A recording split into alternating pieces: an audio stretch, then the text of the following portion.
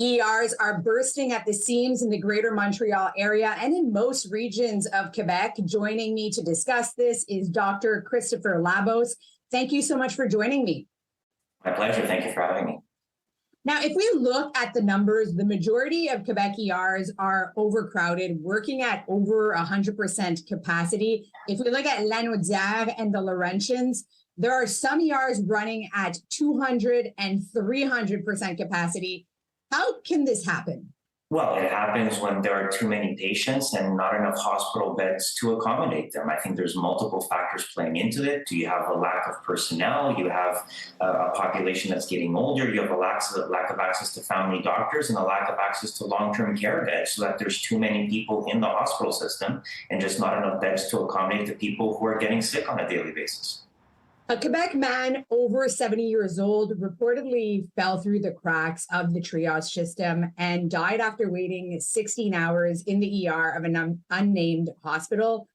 Do you feel that patients are at risk right now when you see these numbers? So whenever you have emergency rooms working at overcapacity, there is a point where you start providing suboptimal care. I think that is a real danger. And if we allow these numbers to continue, and if cases get worse, and if we see more people getting sick with things like the flu or COVID, and hospital emergency rooms becoming overwhelmed, we just won't have the capacity to treat all the other stuff that are making people sick. What's your message to government officials? How can we fix this problem? Well, we sort of have to fix multiple things in parallel. We have to have more long-term care beds so people can move out of the hospital when the acute phase of their illness is done.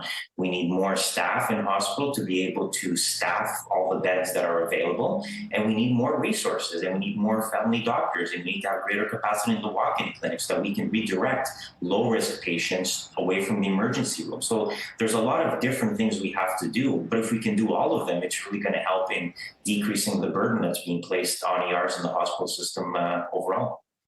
We're hearing about RSV in children spiking. Cold and flus are likely to increase as we see our temperatures drop. Do you worry that the situation could get worse before it gets better? I mean, it's certainly possible. There's a lot of respiratory viruses circulating around out there. It's not just COVID.